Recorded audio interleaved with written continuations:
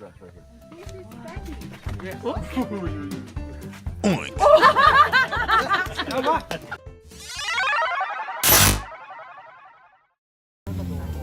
the tank build rankings of the natural world meta, elephants have never dropped out of the top tier. With the highest HP pool of any land animal, overwhelming physical power, and the ability to reshape their environment like living siege weapons, elephants exist in the meta like a bug the devs still haven't patched. Today, we're putting every elephant build on the table, sorting them into clear tiers S, A, B, to figure out which one truly deserves to be the main elephant. This is the elephant's tier list. Let's get started.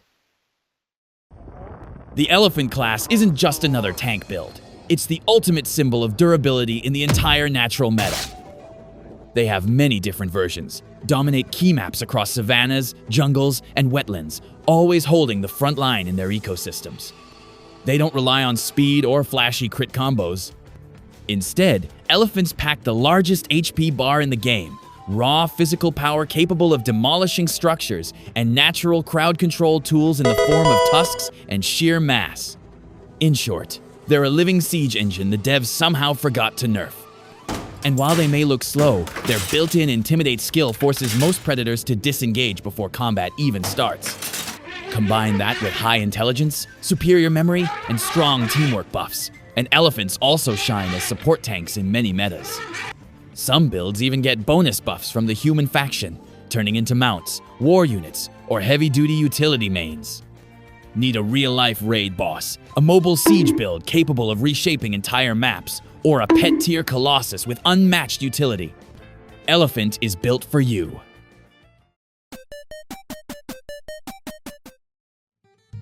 Let's break down the stats of the elephant.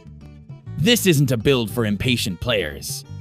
The elephant class is optimized around 3 core strengths: god-tier HP, overwhelming physical power, and the ability to reshape entire maps just by existing. On defense, elephants function as a walking fortress. Their hide works like heavy armor. Their health pool is so massive that bites, claws, and even toxins barely register. Even apex predators like lions or crocodiles need to queue up in full raid parties to even consider an engagement. For most players, just seeing an elephant is enough to trigger an auto-retreat. No dodge mechanic? No problem. Instead of evasion, elephants simply tank every hit and punish with devastating counterattacks. Their moveset is pure crowd control, charges, stomps, and tusk strikes. Each one functions like an AoE knockback that can straight up delete most mid-sized builds in a single exchange. How about mobility? Elephants don't have burst speed, but their stamina bar is enormous, letting them travel for hours across savannas, through jungles, and even break terrain to open paths. Tight corridors, fragile bridges, or terrain where their massive hitbox becomes a liability. Overall, HP, S++, attack, A+, defense, S, mobility, C, utility, A+. The elephant is a real-world final boss, roaming the overworld. Up next, we're ranking every elephant build on the Earth server. Firstly, we get to the for fun only elephants build. Deinotherium looks intimidating. In practice, a design fail. Instead of the standard outward tusks every other elephantid uses as weapons or shields, this one got patched with tusks that curve downward under the chin. Looks so cool, but in combat, zero utility. They weren't effective offensive tools, and they couldn't block attacks either. It's more of a cosmetic flex than a real combat skill. Mediterranean dwarf elephant is a textbook case of an evolution speedrun gone wrong. Island life with limited resources forced them to nerf their size and HP across the board just to survive. The result? They lost the elephant class's biggest win condition, intimidation and sheer tankiness. Instead of a raid boss, this build got demoted to an optional mini-boss, something many predators could solo without even needing a party. Because of this, I rank the Mediterranean dwarf elephant in D tier.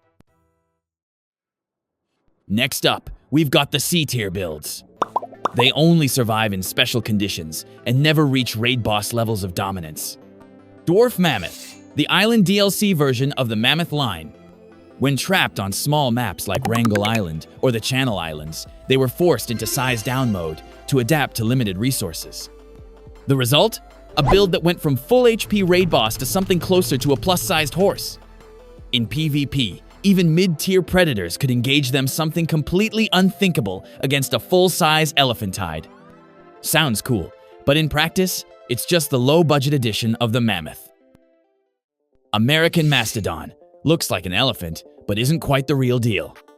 This is an off-brand tank build. Tusks, bulky frame, and solid defense, but with combat stats and utility that never matched true elephants. They had a decent spread across North America, but lacked any unique gimmick or overpowered ability. They ended up stuck in mid-tier purgatory.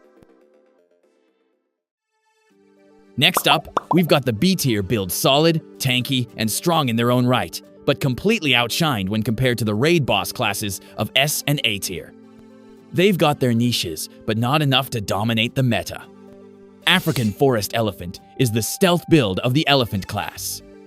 Smaller hitbox, lower HP bar compared to its savanna cousin, but in exchange, it unlocks jungle maps. Its mobility in tight, forested terrain turns it into a rogue subclass, still tankier than most players, but leaning more into mobility than raw power. However, when leaving the jungle map and stepping onto open savanna maps, it gets completely overshadowed by its bush elephant relatives. Mastodon has skill points in intelligence and stamina that were under-optimized. In the Pleistocene meta, Mastodons had a decent presence across North America, but when compared head-to-head with their elephantid cousins, they always came off as the weaker variant. If elephants were raid bosses, Mastodons were just solid mid-bosses capable of giving players trouble, but never truly meta-defining. Next up are the elephant builds, which I have ranked in A tier.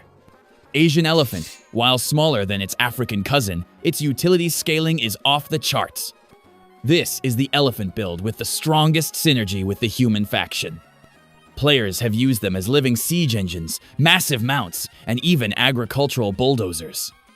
On some ancient servers, they were deployed as frontline units in warfare, boosting both team damage and morale. Woolly Mammoth, the Ice Age specialist. With fur armor, cold resistance from thick fat layers, and massive curved tusks, this thing was easily S tier on tundra maps. However, once the dev rolled out Climate Patch 1.0 and global temperatures spiked, tundra biomes shrank, and the build itself was deleted from the meta. Steppe Mammoth is also ranked in the A tier. This is the Giga version of the Mammoth line. This build ruled the grassland and steppe biomes of the Pleistocene like a prehistoric world boss. But, as always, the classic combo of climate nerfs plus human exploits led to the same outcome: extinction. Finally, the mobile final bosses of the roster, the S-tier picks that force almost every predator to run an avoid encounter strategy. The African bush elephant is the single largest land animal ever patched into the game. Its HP bar is so absurdly long, it straight up looks like a UI glitch. In PvE combat, nothing dares aggro, unless they're running a full party with buffs from the human DLC. One stomp or charge is enough to delete most mid-tier predators in seconds. And honestly, just the passive intimidation aura is enough to warp the entire meta around it. Now, take that already busted build and imagine it modded into an Ultra HD reskin. Even larger than the modern African elephant, with rocking tusks that function as literal siege weapons.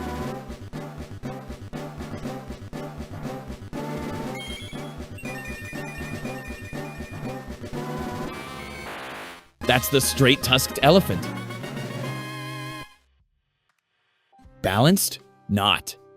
Which is why the devs had to remove it from the patch. It simply outscaled everything else on the map. And then there's the Colombian Mammoth, another S-tier build. It is the boss event version for Warm Climate Raid in North America. Huge HP pool, paired with tusks that doubled as siege tools to break through any obstacle. Back in the Ice Age meta, this thing roamed the map like a world boss, a reskinned African elephant, just running in a different server.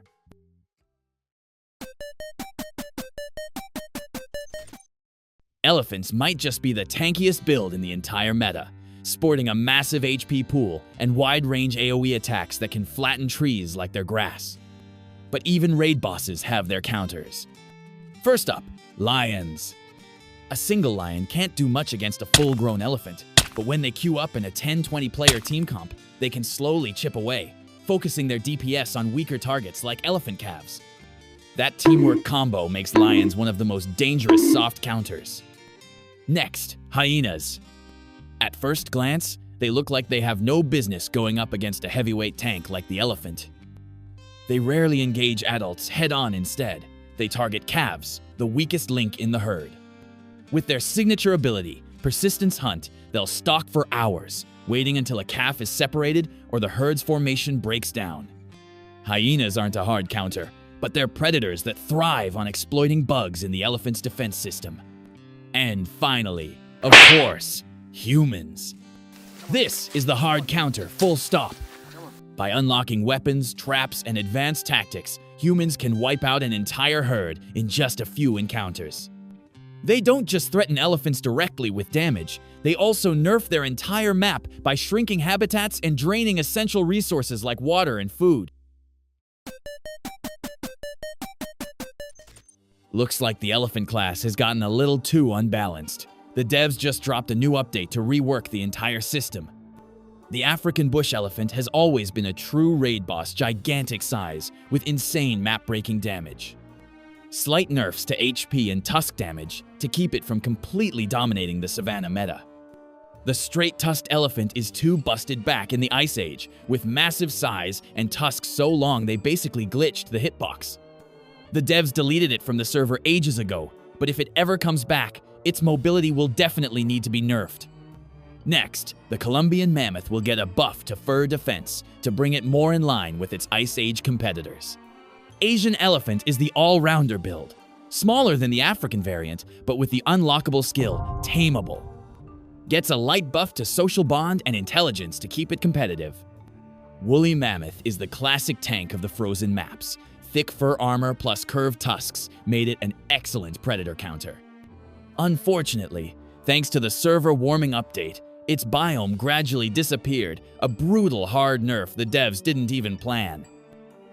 Steppe mammoth is too specialized for giant tundra maps, so the devs are leaving it untouched. Still a niche pick, but a monstrous one when it fits the terrain. Next up, the African forest elephant. Now buffed with better silent move and improved camouflage under dense canopy, turning it into a gorilla-style pick. Mastodon receives a buff to tusk angle, improving its overall utility. Dwarf mammoth is an island survivor that lasted surprisingly long.